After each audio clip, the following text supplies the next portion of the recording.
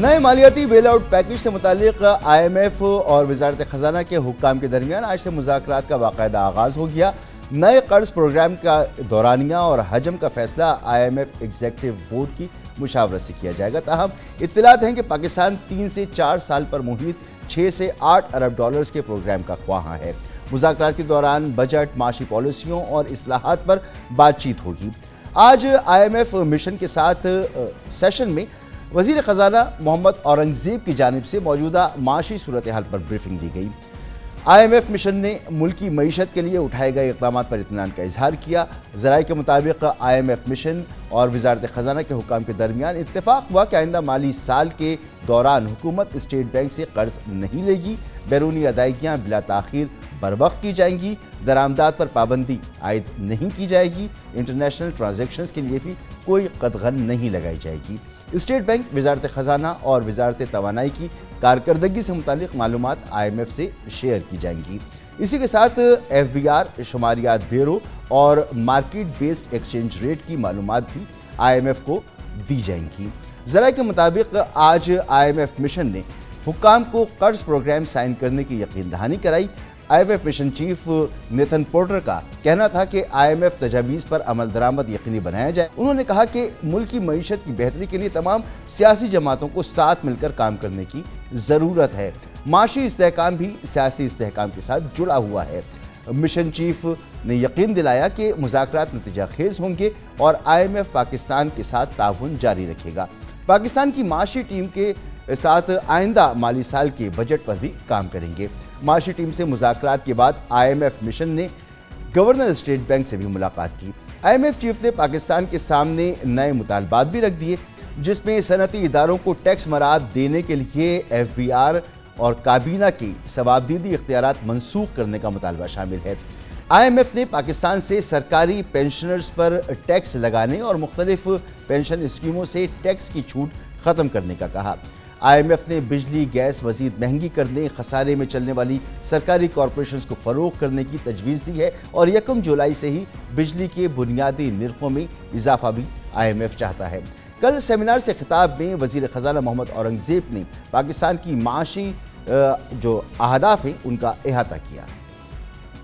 پاکستان نے پچھلے ماہ IMF کے ساتھ اسٹینڈ بائی ایگریمنٹ کامیابی سے مکمل کیا تھا اور اس حوالے سے 3 روز قبل IMF نے اپنی رپورٹ میں کہا کہ موجودہ حکومت نے اسٹینڈ بائی ایگریمنٹ کی پالیسیوں کو جاری رکھنے کا عندیہ دیا ہے۔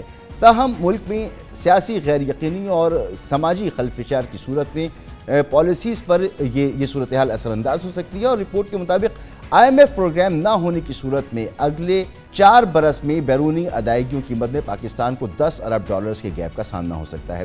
جو تمام صورتحال اس پر ہم بات کریں گے، ہمارے ساتھ موجود ہیں محترم جناب ڈاکٹر خاقان نجیب صاحب، سابق مشیر وزارت خزانہ۔ بہت بہت شکریہ ڈاکٹر صاحب وقت دینے کے لیے۔ ڈاکٹر صاحب، IMF کی ٹیم جب جمعے کو پاکستان آئی تو آتے ہی اس نے ایک رپورٹ جاری کی اور اس میں اس نے کہا کہ پاکستان کے لیے پولیٹیکل انسرٹنٹی ایک بڑا ایشو ہے، ڈیٹ سسٹینیبلٹی ایک بڑا ایشو ہے، اس طرح ایکسٹرنل فائنینسنگ جو ہے وہ بھی اس کے لیے ایک مسئلہ رہے گا۔ تو یہ کتنے بڑے چیلنجز ہیں پاکستان کے لیے؟ مسعود بھائی، good to be with you. پہلے تو یہ سمجھ لیں کہ IMF کا پروگرام جب نہیں تھا تو 4 ارب ڈالر کے ریزروز تھے اور جو ایکسٹرنل فائنینسنگ نیڈز تھیں وہ پوری نہیں ہو رہی تھیں اور پاکستان کے تواتر سے کرنسی پہ بھی پریشر تھا، انفلیشن بھی بڑھ رہی تھی۔ پروگرام ہوتا ہے، ہم نے بالکل اسی طرح بیہیو کیا ہے جیسے کہ ہمیں لٹریچر بتاتا ہے کوئی بھی ملک IMF کی انگیجمنٹ کے بعد بیہیو کرتا ہے۔ ریزروز کا ایک بلڈ اپ ہوتا ہے 9 ارب ڈالر کا، ڈیفالٹ اوورٹ ہوتا ہے۔ مسعود بھائی، I am going to for the first time in your programme say this, اس کا مطلب یہ ہے ڈیفالٹ اوورٹ کرنے کے لیے ہم نے کہیں اور سے قرضہ لے کر اپنے قرضے کی نیڈ کو پورا کر لیا۔ سو ہمیشہ یہ یاد رکھیں کہ بڑی پریکیریس سچویشن سے گزر رہے ہیں اور تھوڑا سا انفلیشن بہتر ہوئی ہے، کرنٹ اکاؤنٹ کا خسارہ کم ہو گیا ہے۔ اس سب کی ایک پرائس ہے اور پرائس ہے کہ جو ایڈجسٹمنٹس IMF نے آپ کے ساتھ کی ہیں، پرائسنگ کی، مانیٹری ٹائٹننگ کی اور فزیکل یعنی کہ ٹیکسز کو لگانے کی، تو آپ کی اکانومی سلو ہو گئی ہے اور شرح نمو 2% سے اوپر نہیں جائے گی، باوجود اس کے کہ آپ نے ایک بمپر کراپ ویٹ کی اور باقی بھی کراپس اچھی دیکھی ہیں اور ایگریکلچر کی گروتھ ہے۔ میکرو سٹیبلائزیشن انشور ہو گئی ہے۔ اب آپ نے اس کو سیمنٹ کرنا ہے۔ اب بھی وہی حالت ہے کہ 22-23 ارب ڈالر تواتر سے اگلے ہر سال آپ کو چاہیے. اس کا یہ بھی مطلب نہیں ہے کہ یہ منیز چاہیے. آپ کو بائی لیٹرل فرینڈ سے 10-12 ارب ڈالر کی ری پروفائلنگ چاہیے. یہ آئی ایم ایف کے بغیر نہیں ہو سکتی. آپ کو ملٹی لیٹرلز کے 5-6 ارب ڈالر چاہیے.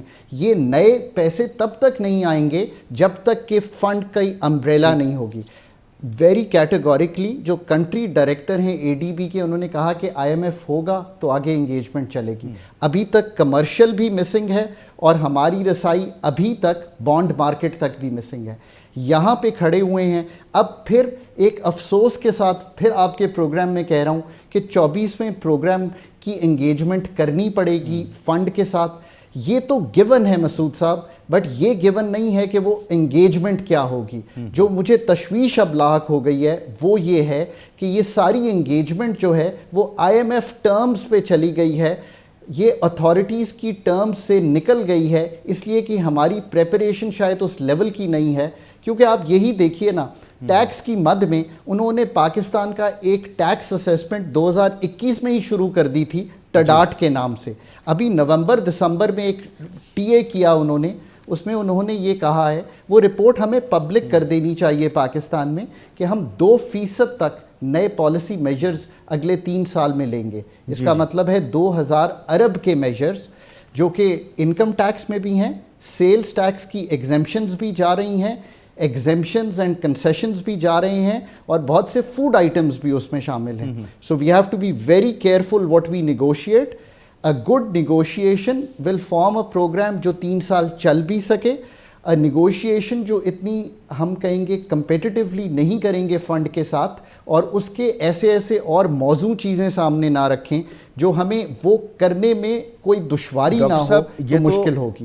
یہاں پہ ملک آ کھڑا ہوا ہے. یہ مشورہ تو آپ اس وقت دے رہے ہیں جب معاملہ شروع ہو چکا ہے, مذاکرات شروع ہو چکے ہیں, تو اب تو انہوں نے اپنی شرائط رکھ دی ہیں کہ وزارت خزانہ اور توانائی کی کارکردگی سے بھی آپ کو بتانا ہے, آپ کو بتانا ہے کہ درآمدات پر پابندی نہیں ہوگی, یا آپ کو بتانا ہے کہ آپ اسٹیٹ بینک سے قرضہ بھی نہیں لے سکیں گے. یہ تمام چیزیں تو اب سامنے آ گئی ہیں. اب معاملہ یہ ہے کہ جب بھی ہم کسی پروگرام میں جاتے ہیں تو وہی باتیں جو پہلے کی جا چکی ہوتی ہیں وہی دہرائی جاری ہوتی ہیں. جیسے مثال کے طور پر بجلی اور گیس کی قیمتوں میں آپ نے اضافہ کرنا ہے, اور انہوں نے ڈیٹ بھی دے دی نہیں کب سے آپ نے اضافہ کرنا ہے. ایف بی آر میں ریفارمز ہم سنتے چلے آ رہے ہیں, یہ ہوکے نہیں دیتی ہیں. انرجی کے مسائل, سرکاری اداروں میں جو مسائل موجود ہیں, ہمارے ایس او ایز کے جو مسائل ہیں, جو خسارے میں ہمارے یہ ادارے جا رہے ہیں, ان کے معاملہ ہے. سرکولر ڈیٹ ہمارا کم ہونے کے بجائے بڑھتا ہوا ہمیں نظر آ رہا ہے. تو ہمیں جو کچھ کرنا تھا ہم تو اس میں اپ ٹو دا مارک نہیں ہیں.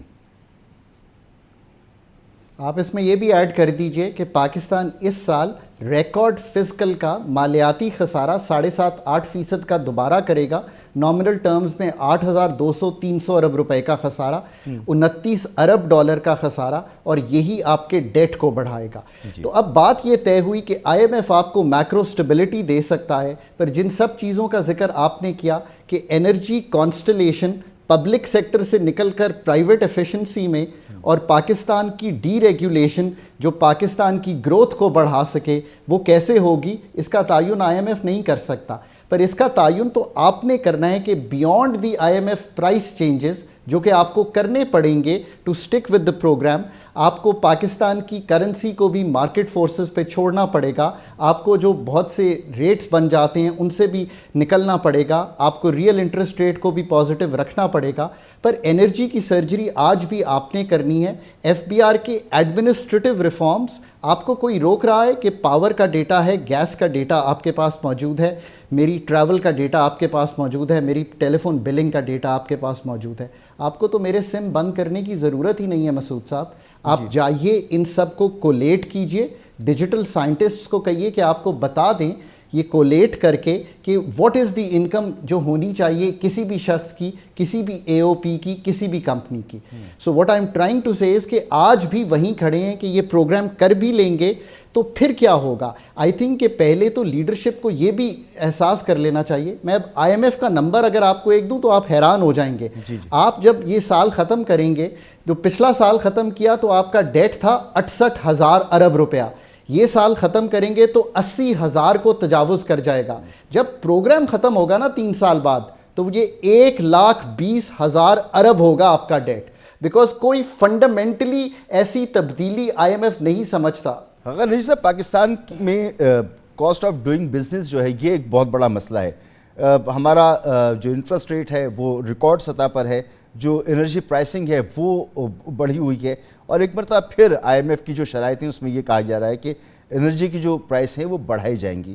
تو کیا ہم یہ کہہ سکتے ہیں کہ آئی ایم ایف پروگرام میں جانے کے بعد ہمارا جو انفلیشن ہے اس میں کچھ کمی آئے اور کاروبار کرنا پاکستان میں آسان ہو سکے؟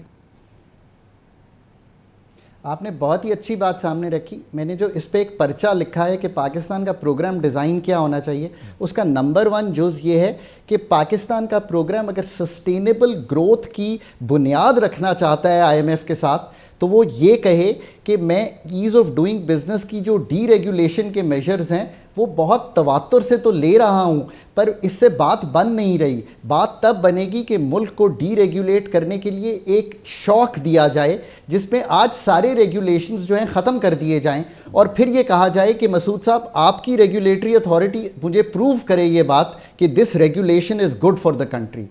پاکستان اب تک جس پیس پہ کام کرتا رہا ہے اپنے کاموں میں, اس سے آج کی جو نوعیت ہے, جو اس وقت مرض ہے, وہ سالو نہیں ہوگا. آئی ایم ایف کی یہی سٹیبلٹی چلتی رہے گی, اس سے آگے چلیں. میں ابھی نمبر آئی ایم ایف کے دیکھ رہا تھا, وہ یہ کہتے ہیں کہ آپ کی اس وقت 13.7% investment to G D P ہے, وہ کہتے ہیں 3 سال بعد بھی 14-15 کے قریب ہی رہے گی. تو مسعود صاحب بات تو کچھ بھی نہیں بنے گی. یہ بات میں نے اب اس لیے کرنی شروع کر دی ہے, your program is actually the first one جس میں نے یہ کہی ہے کہ پہلے 3 سال کا ڈیٹا بھی دیکھ لیجئے کہ at the end of the 3-year programme پھر آپ یہ کہیں گے کہ جی پروگرام بھی کیا, قیمتیں بھی بڑھی, کھڑے وہیں کے وہیں ہیں. آپ کی کوئی کلی طور پہ فنڈامنٹل چیز تبدیل نہیں ہوگی. ان کے مطابق تو آپ کا tax to G D P ratio بھی بہت تبدیل ہوتا دکھائی نہیں دے رہا. So here's the crux of the issue Masood صاحب, آپ کو اپنا میکرو فریم ورک بنانا ہے اور سامنے رکھنا ہے. چلیے, مگر اب ہمیں گفتگو کو سمیٹنا بھی ہے, تو جاتے جاتے کیونکہ آپ مشیر رہے وزارت خزانہ میں, کہ یہ جو نیا ہمارا پروگرام ہونے جا رہا ہے اس میں قوم کے لیے, ملک کے لیے جو سخت ترین شرائط کیا ہوں گی؟ دیکھیں, سخت ترین چیلنجز یہ ہیں کہ جو ہم طے کریں گے وہ ایک تو بڑا کلیئر ہے, یہ 2% کی آف جی ڈی پی کی ٹیکسیشن نئی ہے, اس کو بہت دھیان سے اگلے 3 سال میں طے کریں کہ اس کا بوجھ ان طبقات پر پڑے جو اپنے فیئرنیس کے لحاظ سے ٹیکسز نہیں دے رہے. دوسرا کام جو کر سکتے ہیں وہ یہ ہے کہ ٹیکسز کے نظام کو آسان بنائیں اور مساوی بنائیں. اگین آپ نے پروگرام رکھنا ہے, آئی ایم ایف نے تو میرے سامنے پروگرام رکھ دیا ہے اپنے ٹی اے کے تھرو. نمبر 2, بجلی کے نرخوں میں اضافہ ہوتا چلا جائے گا جب تک کہ ہم اگین اپنا پروگرام ان کے سامنے نہیں رکھتے. اور یہ بھی یاد رکھیے مسعود بھائی, they don't have an expertise in this sector. Their expertise is not to revamp your energy sector. یہ کام آپ نے کرنا ہے. پھر جو اس وقت مشکل آئے گی وہ یہ آئے گی کہ آف کورس جیسے ہی وہ امپورٹ کو کھولیں گے, بیکاز آپ پروگرام میں جائیں گے تو امپورٹ پہ جو ابھی بھی ٹیسٹ قدغن ہے وہ اٹھانی پڑے گی.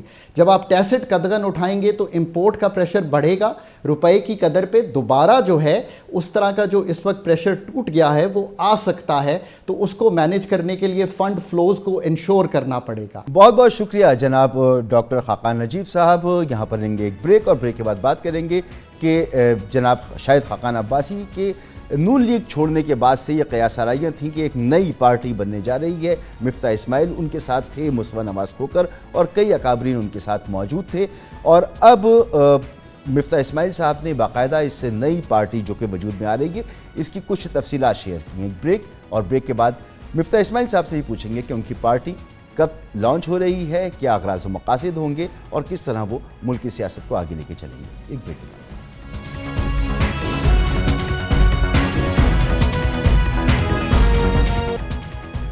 فروری 2023 میں مسلم لیگ نون سے راہیں جدا کرنے والے سابق وزیر اعظم شاہد خاقان عباسی کے حوالے سے قیاس آرائیاں کی جا رہی تھیں کہ وہ اپنا سیاسی سفر ایک نئی سیاسی جماعت سے شروع کریں گے, اور جون 2023 میں سابق وزیر خزانہ مفتاح اسماعیل کی نون لیگ سے علیحدگی نے ان اطلاعات کو مزید تقویت بخشی. اور اس سے قبل 2022 میں پیپلز پارٹی کو خیرباد کہنے والے سابق سینیٹر مصطفیٰ نواز کھوکر بھی سابق لیگی رہنماؤں کے ہمراہ ری امیجنگ پاکستان کے نام سے سیمینارز میں نظر آنے لگے، جن میں پاکستان کے درپیش مسائل اور ان کے جو حل ہیں ان کے لیے سفارشات پیش کی گئی تھیں۔ اطلاعات تھیں کہ تینوں رہنماؤں کی نئی جماعت کا نام پاکستان ریفارمز پارٹی ہوگا، جس کی تفصیلات پہلی بار 2 روز قبل سابق وزیر خزانہ جناب مفتاح اسماعیل نے بیان کی، اور مفتاح اسماعیل صاحب نے نئی سیاسی جماعت بنانے کا اعلان کرتے ہوئے دعویٰ کیا کہ پارٹی آئینی طور پر رہنماؤں کے لیے عہدے کی مدت کی حد مقرر کرے گی اور موروثی یا خاندانی سیاست پر انحصار نہیں کرے گی جو ان کے ہم اثروں پر حاوی ہے۔ ان کا کہنا تھا کہ ہم ایک ایسی پارٹی بنا رہے ہیں جو شخصیات کے بجائے نظریات پر مبنی ہے۔ اس کے علاوہ مفتاح اسماعیل نے قوم سے وعدہ کیا کہ ان کی جماعت کسی بیک روم ڈیل کے بجائے صرف عوام کی ووٹوں کی مدد سے حکومت میں آئے گی۔ نئی جماعت کی ضرورت پر زور دیتے ہوئے سابق وزیر خزانہ کا کہنا تھا کہ ہماری موجودہ سیاسی قیادت نہ ہی بہادر ہے اور نہ ہی اہل۔ ملک کو اس وقت ایسی دیانتدار قیادت کی ضرورت ہے جو اقتدار میں آنے کے لیے شارٹ کٹ نہ ڈھونڈے۔ نئی سیاسی جماعت میں نون لیگ سے 40 سالہ رفاقت رکھنے والے سابق وزیر اعلیٰ خیبر پختونخوا سردار مہتاب عباسی، سابق سینیٹر جاوید عباسی، زعیم قادری، جبکہ تحریک انصاف دور حکومت میں وزیر اعظم کے معاون خصوصی برائے صحت ڈاکٹر ظفر مرزا سمیت معروف قانوندان معز جعفری بھی شمولیت اختیار کر چکے ہیں۔ سیاسی جماعتوں کا منشور اور ان میں کیے گئے وعدے تو عموماً دل مو لینے والے ہوتے ہی ہیں، تاہم دیکھنا یہ ہوگا کہ موجودہ سیاسی ماحول میں مفتاح اسماعیل کی پارٹی عوام میں جگہ بنا پاتی ہے یا نہیں۔ بہت سارے سوالات ہیں اور ان سوالات کو ہم سامنے رکھتے ہیں جناب محترم مفتاح اسماعیل صاحب کے۔ بہت بہت شکریہ مفتاح اسماعیل صاحب وقت دینے کے لیے۔ سر مبارک ہو، بہت دیر کی مہرباں آتے آتے کافی وقت سے ہم سن رہے تھے، تو کب آپ کی پارٹی کی باقاعدہ لانچنگ ہے، سربراہی کون کرے گا، کئی سوالات ہیں۔ جی شکریہ مسعود بھائی۔ دیکھیں، ایک میٹنگ ہماری اسلام آباد میں ہو چکی ہے جو ڈائریکٹ میٹنگ ہوئی ہے ان پرسن، اس کے علاوہ جس میں کے پی اور پنجاب کے لیڈران شامل تھے۔ ایک میٹنگ کراچی میں انشاءاللہ 19 تاریخ کو ہوگی جس میں سندھ کے لیڈران شامل ہوں گے، پھر ایک کوئٹہ میں میٹنگ ہوگی، اس کے علاوہ زوم پہ روز میٹنگیں ہو رہی ہیں۔ تو ہماری کوشش ہے کہ انشاءاللہ جون کے مہینے میں کبھی پارٹی کا اعلان کر سکیں، فارمل لانچ کر سکیں۔ ابھی کچھ قانونی اسٹیپس لینے ہیں، کچھ منشور وغیرہ یا چیزیں تیار کرنی ہیں، تو جس میں کچھ وقت لگ رہا ہے۔ اور کیونکہ یہ پارٹی میں تھوڑی سی جمہوریت ہے تو سب کو اپنے اپنے رائے دینے کا حق بھی ہے، تو اس میں تھوڑا وقت زیادہ لگتا ہے کنسنسس کرنے میں، تو کچھ وقت لگ رہا ہے، لیکن انشاءاللہ جون کے مہینے میں ہماری کوشش ہے کہ ہم بھی یہ پارٹی رجسٹر کر کے لانچ کر دیں۔ ٹھیک ہے، تو وہ جناب شاہد خاقان عباسی صاحب جو پارٹی رجسٹرڈ کرانے گئے تھے، تو پارٹی آپ کی رجسٹرڈ ابھی نہیں ہوئی، تو نام کیا ہوگا پارٹی کا؟ مسعود بھائی یہ پارٹی کا نام بھی ہم نے ابھی تک ڈیسائیڈ نہیں کیا ہے۔ ہمارے 2-3 نام ہمارے ذہن میں ہیں۔ جب کراچی میں 19 تاریخ کو میٹنگ ہوگی انشاءاللہ تو اس وقت ہم جو اس کو فائنل کر لیں گے۔ ہم کل بھی شاید اس میں کوئی بات کریں گے، میٹنگ کریں گے، تو ہم یہ بھی ذرا سا لوگوں سے پوچھیں گے، عوام سے بھی شاید پوچھیں گے، تو 1 یا 2 دن کے اندر انشاءاللہ پاکستان ریفارمز پارٹی کے نام سے تو آپ کی پارٹی ویسے ہی مشہور ہو رہی ہے، تو یہ نام بھی زیر بحث ہے؟ ریفارم پاکستان بھی ایک نام ہے۔ جو انیشل ہم نے سوچا تھا وہ ریفارم پاکستان تھا، لیکن اس پہ کچھ لوگ ہم سے یہ کہہ رہے ہیں کہ ہم اس کا نام بھی اردو میں رکھنا چاہیے، جو میرے خیال سے ایک مثبت سجیشن ہے، تو ہم پھر اب اس اردو کے بھی 2-3 نام جو ہے ان لوگوں کے سامنے حاضر کریں گے۔ ٹھیک ہے، تو فروری 2023 سے علیحدگی اختیار کی جناب شاہد خاقان عباسی صاحب نے، اس نون لیگ سے علیحدگی اختیار کی، اور اس کے بعد کئی مرتبہ انہوں نے کہا کہ پارٹی کی ضرورت ہے، پارٹی کی ضرورت نہیں ہے، اسی سسٹم کو بہتر بنایا جا سکتا ہے، لیکن آپ اور جناب مصطفیٰ نواز کھوکر جو ہیں بڑے اس پہ کنونس تھے کہ نئی پارٹی ہونی چاہیے، تو شاہد خاقان عباسی صاحب پر آپ لوگوں نے دباؤ ڈالا کہ وہ یہ قدم اٹھائیں؟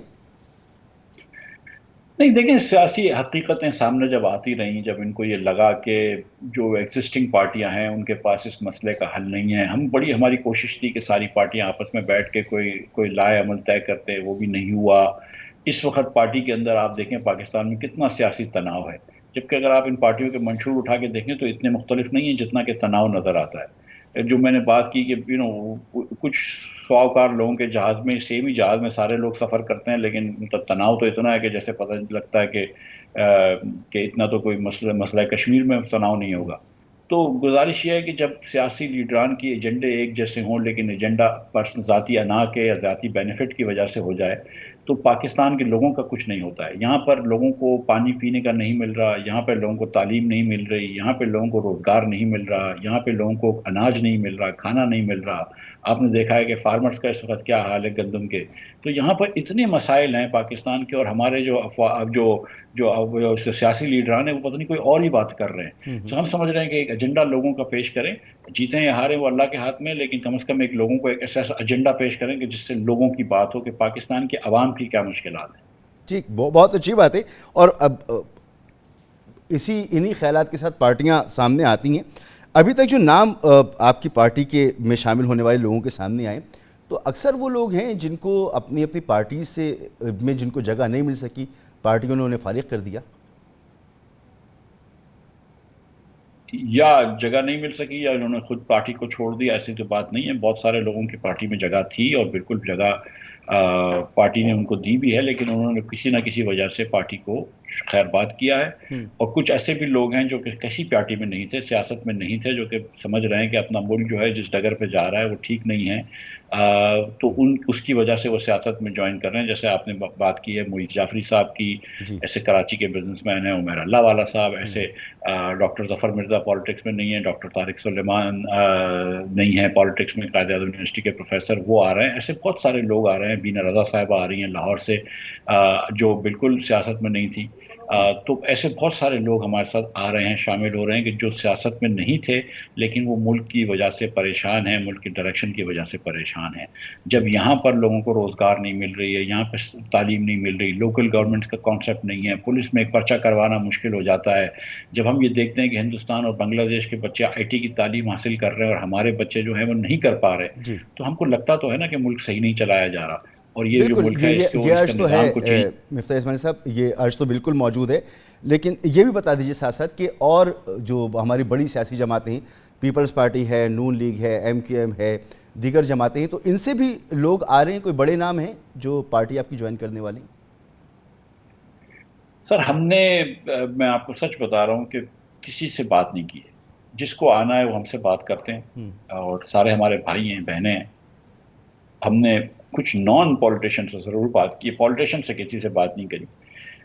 ہمارے پاس ایم کیو ایم کے بھی بھائی ساتھی انہوں نے بات کی ہے ہم سے، مسلم لیگ کے لوگوں نے بھی بات کی، کئی مسلم لیگ کے لوگ جنہوں نے آپ نے نام لیا وہ ساتھ بھی ہیں۔ رانا زاہد توصیف کا اپنا نام نہیں لیا آپ نے، فیصل آباد سے ایم این اے تھے، وہ بھی ہمارے ساتھ ہیں مثال کے طور پر۔ اس طرح پیپلز پارٹی کے بھی دوست ہیں۔ ہماری پارٹی جو ہے وہ ہر پاکستانی کے لیے محمد زبیر صاحب بھی آ رہے ہیں ہے۔ ہم سے اتنا جی محمد زبیر صاحب سے میں اس ہفتے میں ضرور ملوں گا انشاءاللہ، اور میں بات چیت کروں گا، لیکن ان سے بات ہوئی ہے، لیکن کوئی پارٹی میں آنے کا نہ انہوں نے کوئی اظہار کیا ہے نہ میں نے ان سے گزارش کی ہے۔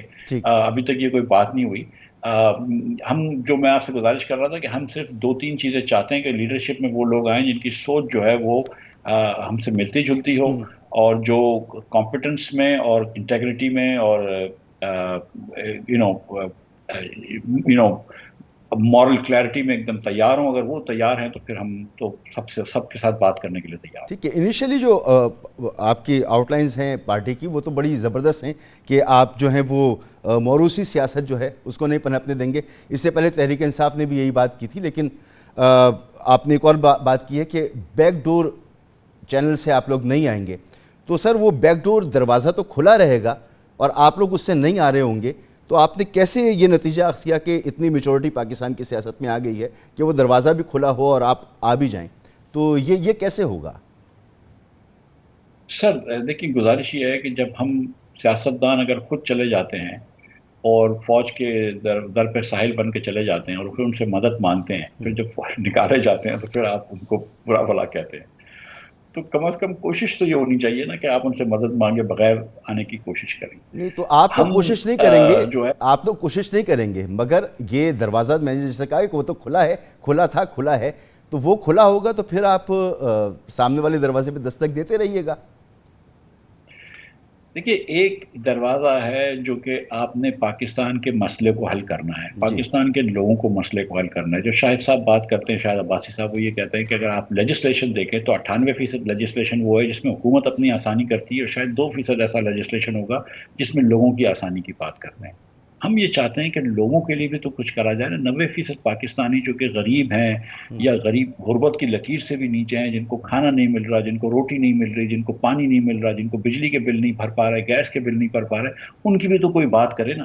ہم تو ان کی بات کرنے آئے ہیں، ہم ان کی بات کریں گے، ہم اپنے بچوں کی بات کریں گے جن کا مستقبل ہونا چاہیے. یہ دیکھیں مسعود بھائی، جو لیبیا سے گریس کی جو کشتی گئی تھی نا، اس میں آدھے بچے جو شہید ہوئے ہیں، جو آدھے جوانوان شہید ہوئے، وہ ہمارے پاکستانی تھے. یہ شرم کی بات نہیں ہے کہ اس میں بنگلہ دیشوں سے زیادہ پاکستانی تھے، اس میں انڈین سے زیادہ پاکستانی تھے، اس میں شری لنکن سے زیادہ پاکستانی تھے. یہ کیوں ہر جگہ مائیگرنٹ جو ہوتے ہیں وہ پاکستانی ہوتے ہیں؟ اس کو یہاں پہ آپ نے روزی نہیں دی نا، اس کو روزگار نہیں دی، تبھی تو وہ اپنی ماں کو اور اپنے گھر کو چھوڑ کے جا رہا ہے. ہم اس ملک میں کیا لے کر گئے ہیں؟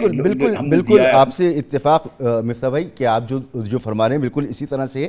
لیکن ہم ایک اسٹرکچر کے اندر ہے نا، ایک ہمارے کچھ زمینی حقائق ہیں، اس کو تو نظر انداز نہیں کر سکتے. یہ سوال وہ ہے جو بار بار پوچھا جاتا رہے گا. ایک اور سوال کہ موروثی سیاست جو ہے وہ آپ کی پارٹی میں نہیں ہوگی. تحریک انصاف بھی یہ کہہ کر آئی تھی، لیکن پارٹی کو قدم جمانے میں، حکومت تک پہنچنے میں اور پھر آگے بڑھانے میں ایک لیڈرشپ کا ایک اہم کلیدی کردار ہوتا ہے. تو یہ کیسے ممکن ہوگا کہ جو کور ٹیم ہوگی وہ آئے اور 5 سال کے لیے یا 10 سال کے لیے ہو، اور پھر پارٹی جس بھی حالت میں ہو وہ اسے چھوڑ کے چلی جائے اور دوسری قیادت آ جائے؟ سر یہ پوری دنیا میں ہوتا ہے نا. براک اوباما بہت بڑا لیڈر تھا، لیکن 8 سال بعد وہ چلا گیا. یہ تو پوری دنیا میں وہ تو نہیں ہوتا نا جو پاکستان میں ہوتا ہے.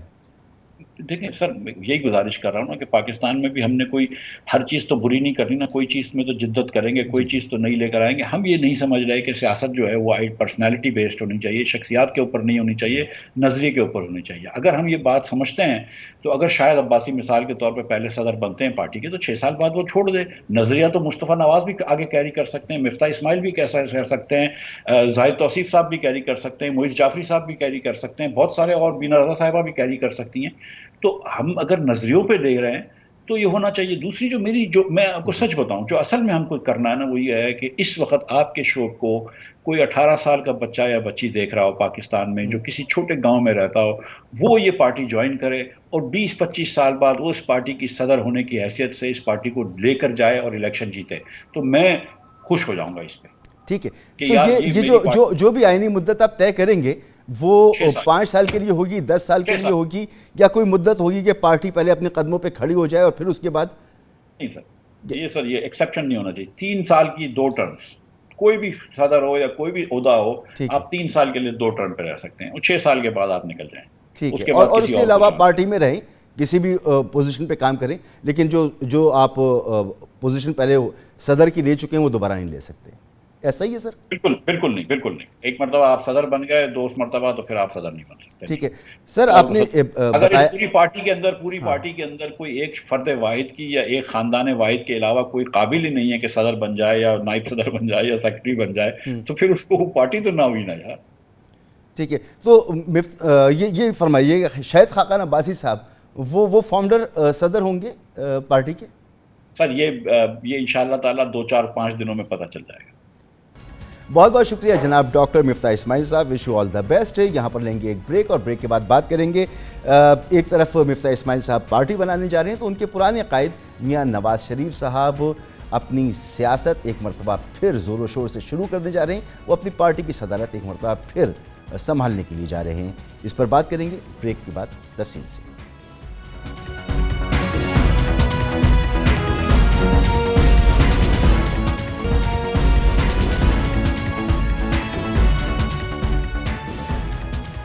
تین بار پاکستان کے وزیر اعظم رہنے والے نواز شریف کا سیاسی کیریئر اتار چڑھاؤ کا شکار رہا. اس سے عبارت اسے کیا جا سکتا ہے، اور کئی بار سیاست کے میدان سے باہر بھی وہ ہوئے.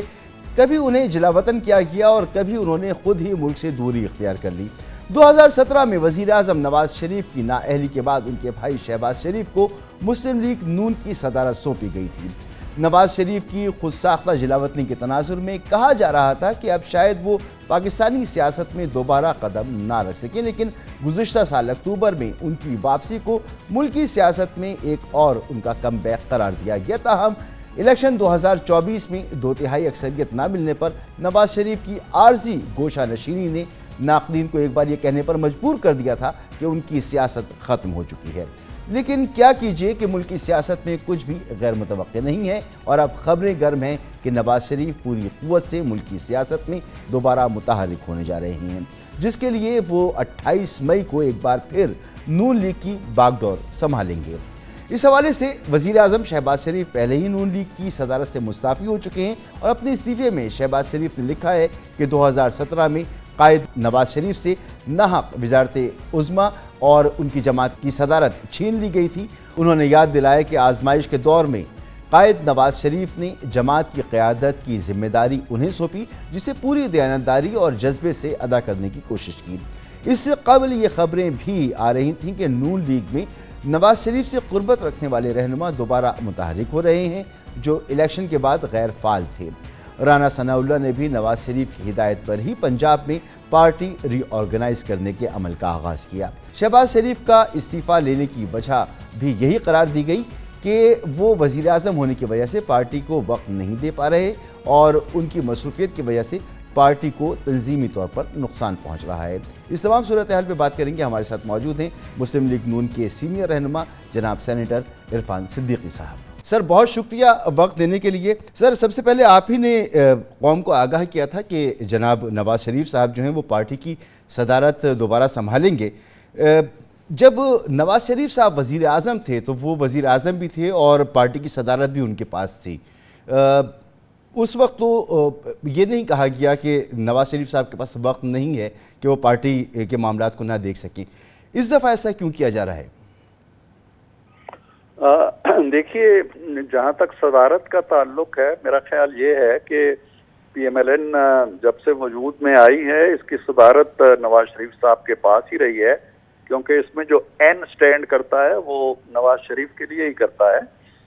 تو پہلی بات تو یہ ہے۔ دوسرا یہ ہے کہ جب بھی وہ وزیر اعظم رہے ہیں، یہ عہدہ بالکل ان کے پاس رہا ہے، بلا شبہ ان کے پاس رہا ہے، لیکن اس پہ میرا خیال ہے کہ کسی دوسرے شخص کو یہ عہدہ دینے کی نہ تو ضرورت محسوس ہوئی، نہ کسی طرف سے کارکنوں کا کوئی مطالبہ آیا، اور معاملات جو تھے بڑے اچھے خوش اسلوبی سے چلتے رہے۔ بیچ میں ایک موقع ایسا آیا کہ میاں صاحب کو باہر جانا پڑا، تو جاوید ہاشمی صاحب کو انہوں نے صدارت سونپ دی تھی عارضی طور پہ، اور جب وہ واپس آئے اور پھر اپنے منصب پہ بحال ہوئے تو پھر صدارت بھی ان کے پاس آ گئی۔ اب یہ بھی جو معاملہ تھا شہباز صاحب کے پاس صدارت جانے کا، یہ اس لیے پیدا ہو گیا تھا کہ جب 2017 میں ان کے خلاف فیصلہ ہوا تو اس وقت کی عدلیہ نے یہ کہا جی کہ ایسا شخص جو ہے وہ صدر بھی نہیں رہ سکتا، پھر پارلیمنٹ نے ایک لا بھی بنایا، اس کو بھی سٹرائک ڈاؤن کر دیا، تو انہیں مجبوراً یہ عہدہ جو تھا وہ چھوڑنا پڑا، اور جس طرح جاوید ہاشمی صاحب کے حوالے کیا گیا تھا، اس طرح پھر شہباز شریف صاحب کے حوالے کر دیا گیا۔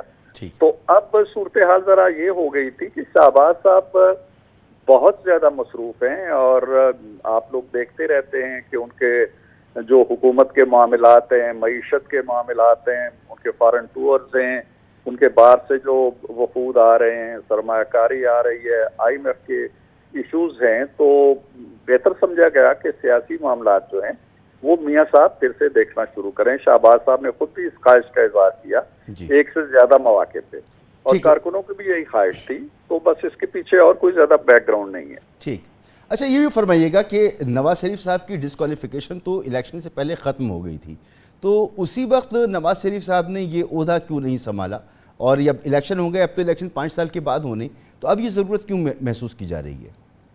میں نے عرض کیا کہ جو ابھی حکومت قائم ہوئی ہے اور اس کے بعد جو مصروفیات بڑھی ہیں شہباز صاحب کی، اور پھر دوسری طرف آپ کو یہ بھی معلوم ہے کہ مریم نواز جو تھی وہ چیف آرگنائزر کے طور پہ بڑا ایکٹیو کام کر رہی تھی پارٹی کے لیے، پارٹی کو ذہنی سطح پہ منظم کرنا، کارکنوں سے، نوجوانوں سے، خواتین سے ان کے رابطے، سوشل میڈیا کو دیکھنا۔ اب وہ بھی جب سے وزیر اعلیٰ بنی ہیں تو وہ شعبہ بھی بڑی حد تک متاثر ہو رہا تھا، تو یہ جو حکومت سازی ہوئی ہے الیکشن کے بعد، اس کے بعد یہ ضرورت زیادہ محسوس کی جانے لگی کہ میاں صاحب یہ خود قیادت سنبھالیں اور سیاسی پہلو جو ہے جماعت کا اس کو دیکھیں اور اس کو پھر سے نئے سرے سے منظم کریں، اور حکومتی ذمہ داریاں ہیں جن لوگوں کے سر پہ انہیں پوری طرح متوجہ ہو کے اپنی ان ذمہ داریوں پہ فوکس ہونے دیا جائے۔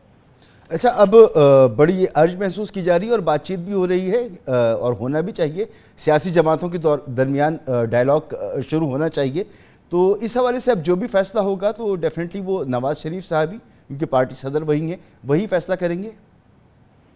جی ہاں، دیکھیں یہ ایک ٹائٹل ہے جو میاں صاحب کے پاس رہا ہے اور کارکنوں کی بھی خواہش تھی، اور ویسے بھی ایک وہ جو ہرڈل تھی وہ ختم ہو چکی تھی، لیکن اس سے پہلے بھی، یہ ٹائٹل ملنے سے پہلے بھی میاں صاحب کی جو عملاً حیثیت تھی وہ پارٹی کے اہم فیصلہ ساز وہی تھے، پارٹی کے لیڈر وہی سمجھے جاتے تھے۔ صدارت اگرچہ شہباز صاحب کے پاس تھی، لیکن کوئی فیصلہ میاں صاحب کی جو مرضی کے بغیر یا ان کی اپروول کے بغیر کم ہی ہوتے تھے۔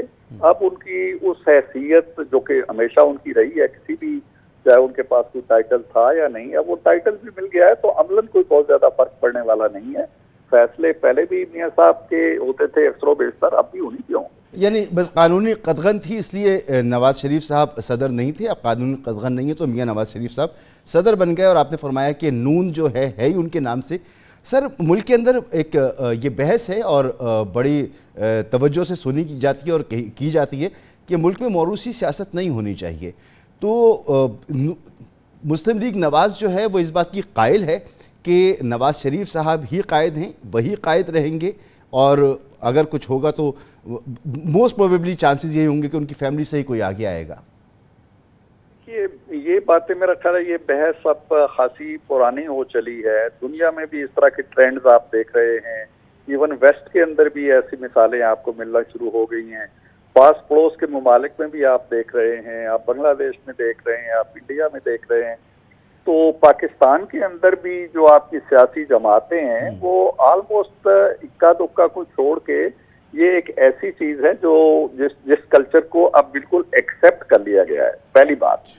دوسری بات یہ ہوتی ہے کہ اگر عوام الناس اس کی پذیرائی نہ کریں، لوگ اس کی پذیرائی نہ کریں، تو وہ نہ موروثیت بچتی ہے نہ کوئی اور چیز بچتی ہے۔ لوگ اسی بات پہ جی کہ یہ وراثت کہاں سے آ گئی، اس کو ریجیکٹ کر کے کسی اور کو لے آتے ہیں۔ جب اس پہ عوام کی مقبولیت کی مہر لگتی چلی جاتی ہے اور لگتی چلی جاتی ہے تو وہ پھر موروثیت نہیں رہتی، وہ عوام کی ایک میراث بن جاتی ہے، وہ کسی خونی میراث کے دائرے سے باہر نکل جاتی ہے۔ ٹھیک، بہت بہت شکریہ آپ کا جناب عرفان صدیقی صاحب، سینئر رہنما مسلم لیگ نون، ہمارے ساتھ موجود تھے۔ گفتگو آپ نے سنی، اس کے ساتھ پروگرام کا وقت ختم ہوتا ہے، اجازت چاہیں گے، اللہ حافظ۔